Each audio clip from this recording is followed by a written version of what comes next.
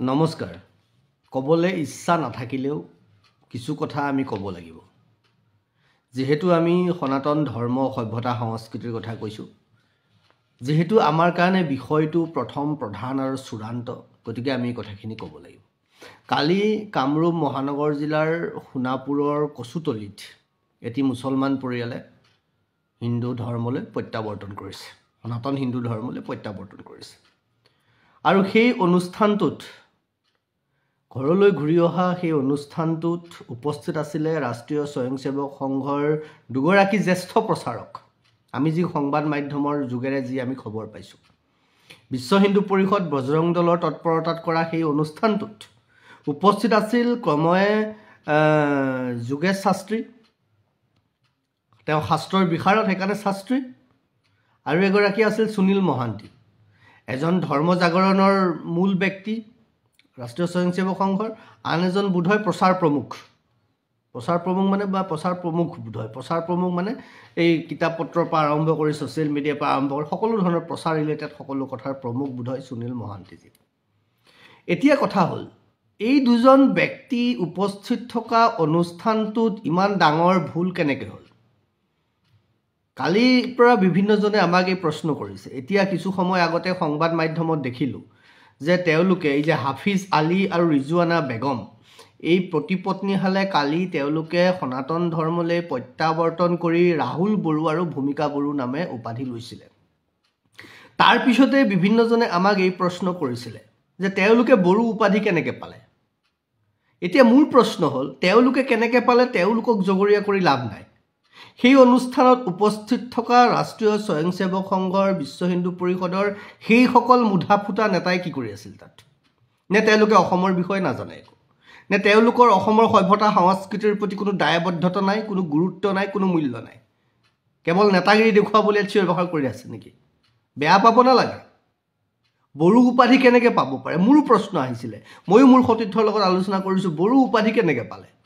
বড়ো ৰাভা সোণোৱাল কছাৰী এইবোৰ উপাধি যাকে তাকে দিওঁ বুলি দিব পাৰে নেকি খেলনা বস্তু নহয়তো এইবোৰ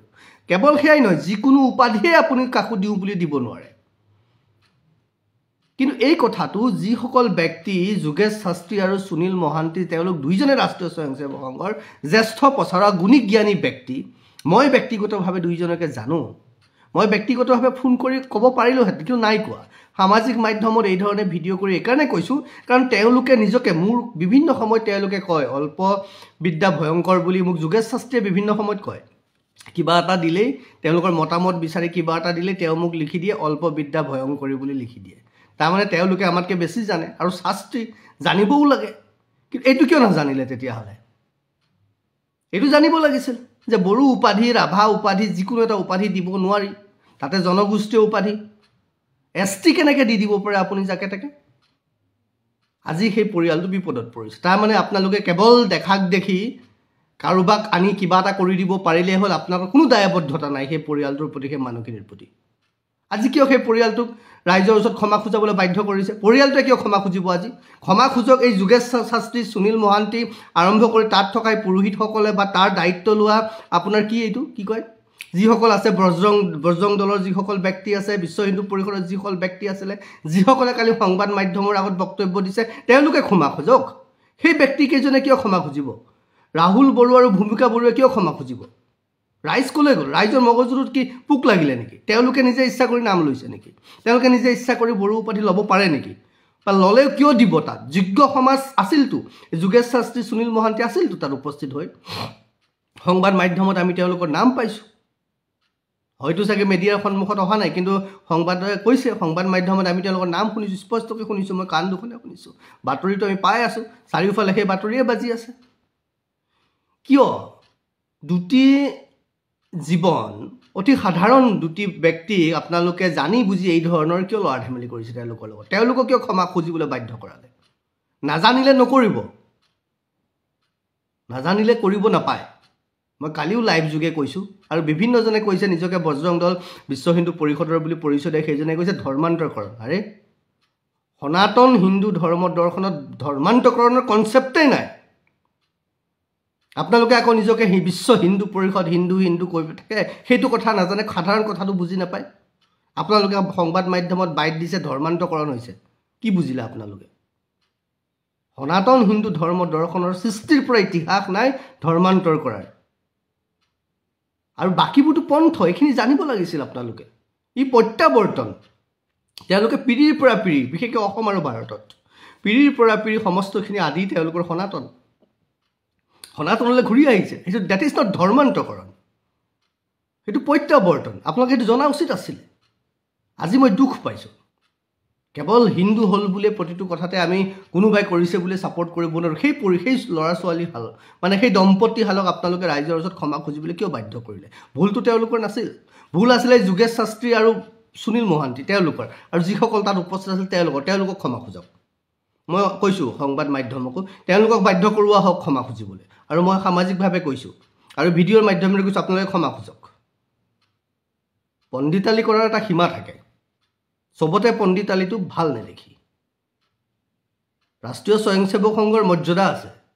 ৰাষ্ট্ৰীয় স্বয়ংসেৱক সংঘৰ ইমান ডাঙৰ প্ৰচাৰক হৈ পেলাই আপোনালোকে ৰাষ্ট্ৰীয় স্বয়ংসেৱক সংঘৰ মূল্য নষ্ট নকৰিব হেডগেৱাৰজীৰ মূল্য নষ্ট নকৰিব গুৰুজীৰ মহিমা ম্লান নকৰিব আপোনালোকে নাজানে যদি শিকি লওক অসমৰ বাহিৰৰ পৰা আহি অসমত হাল্লা কৰিলে নহ'বতো অসমৰ জনগাঁথনি অসমৰ পৰম্পৰা অসমৰ ইতিহাস জানিব লাগিব জাতি জনগোষ্ঠী জানিব লাগিব নাম ল'লেই নহ'ব আৰু আপোনালোকৰ এই ধৰণৰ কৰ্মকাণ্ডবোৰৰ কাৰণে অসমত মুছলমানে যি মন যায় তাকে নাম লৈ আছে আমি উলিয়াইছোঁ এখন লিষ্ট উলিয়াইছোঁ হায়াত হস্পিটেলৰ মালিক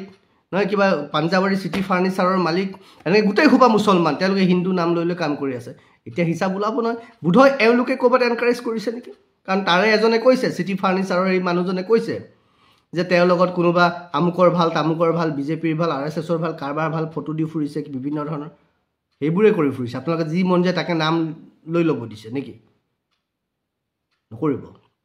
নজনাকৈ নকৰিব এইবোৰ নাপায় আৰু কৈছোঁ এই ভুল ৰাহুল বড়ো আৰু ভূমিকা বড়োৰ নহয়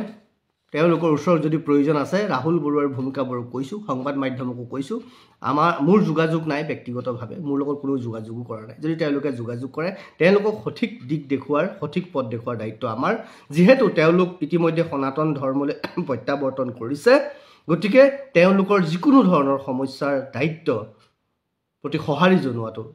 আমাৰ দায়িত্ব তেওঁলোকৰ যিকোনো সমস্যাৰ প্ৰতি সঁহাৰি জনোৱাটো আমাৰ দায়িত্ব বুলি ভাবিছোঁ আৰু সেই দায়িত্ব পালন কৰিম যদি তেওঁলোকে আমাৰ পৰা সেই ধৰণৰ সঁহাৰি বিচাৰে আপোনালোকে একো ভুল হোৱা নাই ৰাহুল বড়ো আৰু ভূমিকা বড়ো ভয় নকৰিব বড়ো উপাধি হ'ব নোৱাৰে মোক কেইবাজনেও কৈছে কালিৰ পৰা বিভিন্ন ধৰণে মেছেজ কৰিছে ফোন কৰিছে বড়ো উপাধি কেনেকৈ দিলে জানিব লাগিছিলে আপোনালোকক আমি যেতিয়া কিবা এটা চাবলৈ দিওঁ যোগ্য বুলি ভাবি যোগেশ শাস্ত্ৰী আৰু সুনীল মহান্তি ডাঙৰীয়া কেতিয়াবা যদি আপোনালোকক কিবা এটা চাবলৈ দিওঁ চাওক মন্তব্য বিচাৰোঁ যে ঠিকে আছে নে বিষয়টো আগুৱাই নিব পাৰিনে আপোনালোকে ইগনোৰ মাৰে এয়া আপোনালোকৰ জ্ঞানৰ নমুনা আপোনালোক উপস্থিত থকাৰ পিছতো আপোনালোকে কৰিছে নহয় আপোনালোক আছে তেতিয়াহ'লে তাত আপোনালোকে এবাৰলৈকে নাভাবিলে সেই কথাটো কাৰোবাক সুধি ল'ব লাগিছিল যদি নিজে নাজানে কিয় সুধি নল'লে চবতে পাৰ্গত আৰু চবতে পাণ্ডিতালি দেখুওৱা উচিত নহয় আৰু সেই দম্পতী হালক কৈছোঁ ভয় কৰিব নালাগে আমিবোৰ আছোঁ আপোনালোকে বেলেগ কিবা লওক কি কৰিব পাৰি আমি কথা পাতোঁ কোনে কৰিছে নাজানো যদি প্ৰয়োজন হয় আমাক জনাব আমি আপোনালোকক সহযোগ কৰিবলৈ সহায় কৰিবলৈ প্ৰস্তুত হৈ আছোঁ